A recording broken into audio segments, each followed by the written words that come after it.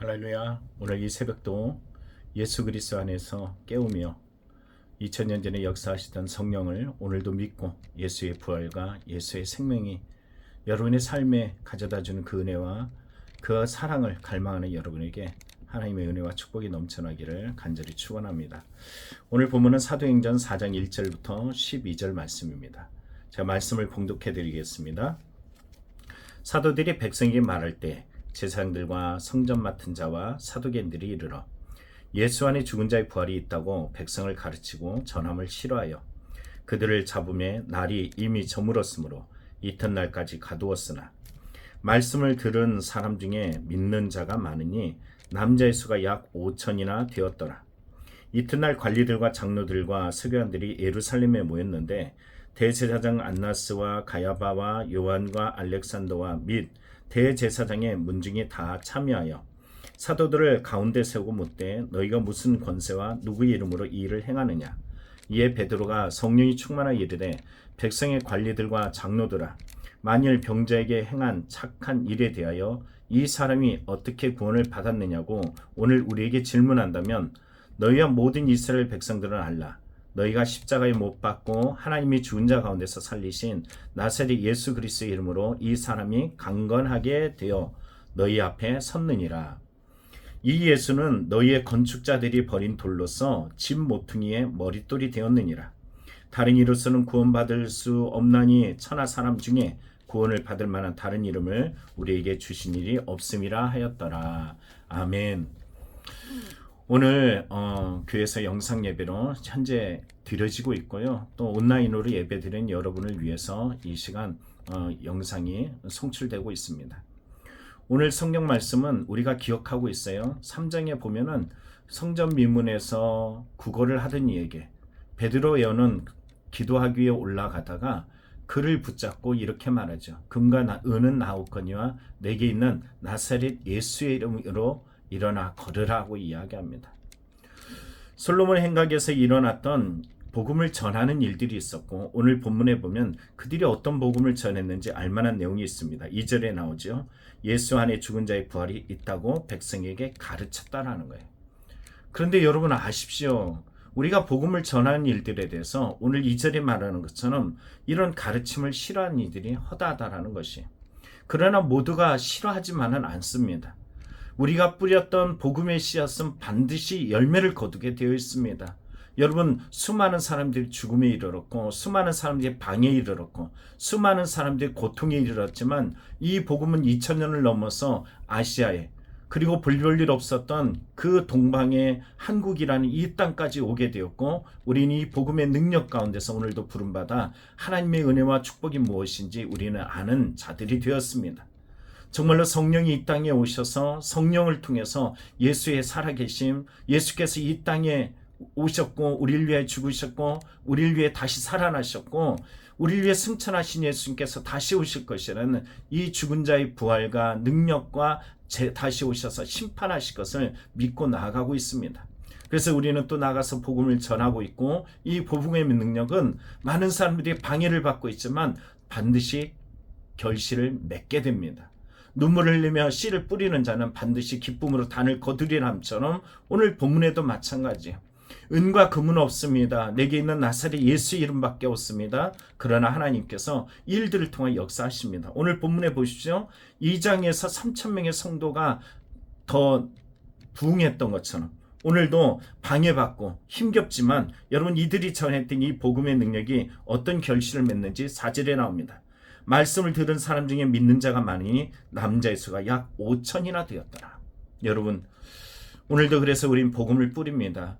복음을 뿌리면은 복음의 씨앗이 그들 가운데 뿌려지고 그들 마음 가운데 다가가서 오늘 하나님께서 그들의 영혼을 당신의 백성으로 삼으시는 놀라운 일들이 임할 줄 믿습니다. 그런데 오늘 본문에 보면은 또 놀라운 일이 있습니다. 여러분 이 복음을 처음부터 끝까지 믿지 않았던 세력들이 있어요. 다름 아니라 제사장 신분들이었어요. 오늘 6절에 나오죠. 대제사장 안나스와 가야바와 요한과 알렉산더와 및 대제사장 문중이 다 참여하여 오늘 이 재판하는 곳에 이들이 다 참여했습니다. 그리고서는 이 참여한 곳에 놀라운 일들이 벌어졌던 것은 다름 아니라 사도들 가운데 베드로가 일어나서 담대하게 백성과 관리들과 장로들아 라고 소리치면서 다시 한번 그들에게 복음을 전하고 있다는 거예요. 여러분, 우리가 알고 있는 베드로는 어떤 사람이에요? 복음서에서 만났던 베드로는 예수님이 잡혀가실 때 그는 자신의 신분을 감추고 예수님을 저주까지 했던 사람입니다. 그는 마음속으로는 그런 마음이 없었어요. 그는 죽는 데까지 따라가서 예수님과 함께 죽겠다라고 이야기했습니다. 그러나 예수님의 말씀처럼 닭이 울기 전에 3번 예수를 부인하였고 눈과 눈이 마주치면서 울면서 도망하였던 이 베드로의 모습, 실패자의 모습을 우리는 기억합니다. 그러나 성령이 임하고 나서 그의 변화된 모습이 여기 이렇게 나타나요. 성경도 우리에게 말합니다. 그의 변화된 모습을 이렇게 표현하죠. 8절에 이에 베드로가 성령이 충만하여. 여러분, 이렇게 강하고 담대할 수 있었던 것은 자기 충만함이 아닙니다. 여러분, 여기에 성경의 6절에 나타난 자기 충만함, 종교적 충만함, 세상적 충만함이 가득했던 그들은 예수를 십자가에 못 박았어요. 그러나 예수의 충만함이 있는 사람들은 예수의 십자가 사건, 예루살렘의 그 핍박과 박해 사건 속에서 도리어 하나님께서는 그 안에 성령 충만함을 일으키시고 약속한 성령을 믿고 기도하고 소망하고 또 인내하면서 나아갔던 베드로와 그 120명의 성도들에게 성령으로 나타났던 것을 우린 기억합니다. 오늘 베드로도 다시 한번 성령 충만하여서 감당하고 있는 이 모습을 보게 되죠. 그럼 어떤 말을 했을까요? 자, 이 설교가 9절에 나옵니다.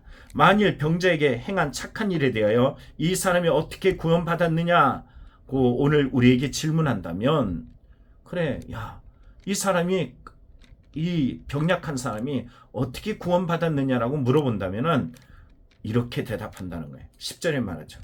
너희와 모든 이스라엘 백성들은 알라. 너희가 십자가에 못 박고 하나님이 죽은 자 가운데서 살리신 나사렛 예수 그리스도의 이름으로 이 사람이 강건하게 되어 너희 앞에 섰느니라. 여러분, 성전 밀문 앞에서 구걸이나 하던 자들과 이렇게 변화하고 고침받았어요. 여러분, 금, 은이 아니에요. 그것으로도 고칠 수 없었던 그 인생의 새로운 변화를 주도했던 것은 다름 아니라 물질도 아니고 세상의 권세도 아니고 다름 아니라 나사렛 예수 그리스도의 이름입니다. 이 이름은 어떻게 잊어졌을까요? 그 이름은 십자가에 못 박았던 저들의 그 죽음에 내어졌던, 다시 말하면 성경에 말한 것처럼 법 없는 자들에게 내어서 당신이 보여줬던 그것들을 다 짓밟아 버렸지만 하나님께서 그를 살려주셨다는 거죠. 그래서 말합니다. 하나님이 죽은 자 가운데서 살리신 나사렛 예수 그리스도의 이름으로, 나사렛 예수 그리스도의 이름으로 바로 그가 건강하게 되었다라고 말합니다. 오늘 베드로가 설교하는 내용 중에 여러분 기억하시기 바랍니다. 다른 이름으로는 구원받을 수가 없습니다. 오직 예수 그리스도의 이름입니다. 우리의 인생에 고난이 있고 아픔이 있고 상처가 있을 수는 있습니다. 그렇다고 우리는 나사렛 예수 그리스도의 이름이 실종되거나 그 이름의 능력이 파해지거나 그러지 않습니다. 오늘 베드로 안에 역사하셨던 성령 충만케 하셨던, 또한 성령을 보내주신, 오늘도 살아계시고 역사하신 예수를 믿는다면 오늘도 오직 예수님만 믿고 예수님만 의지하고 예수님만 따라가는 강하고 담대한 오늘 월요일이 되기를 간절히 축원합니다. 기도하겠습니다. 사랑이 많으신 하나님 아버지, 오늘 월요일 새벽을 깨워가며 주 앞에 예배하는 주님의 자녀들을 기억하여 주옵소서. 저들의 기도와 저들의 예배와 저들의 간구함 속에 환경적인 요소와 삶의 여러 가지 아픔들, 괴로움들, 상처들, 아버지는 그것에 짓눌려서 어려워할 때도 있겠지만 오늘도 나사렛 예수의 이름으로 일어나게 하여 주시옵소서. 다른 이름으로는 구원을 주지 아니하셨사오니 오직 그 이름의 능력에 의지하여 오늘도 살아낼 때 주님께서 그들 안에 세상은 알 수도 고칠 수도 없는 평강으로 또 승리하는 역사하심으로 은혜로 더하여 주시옵소서. 예수님의 이름으로 간절히 기도합나이다. 아멘.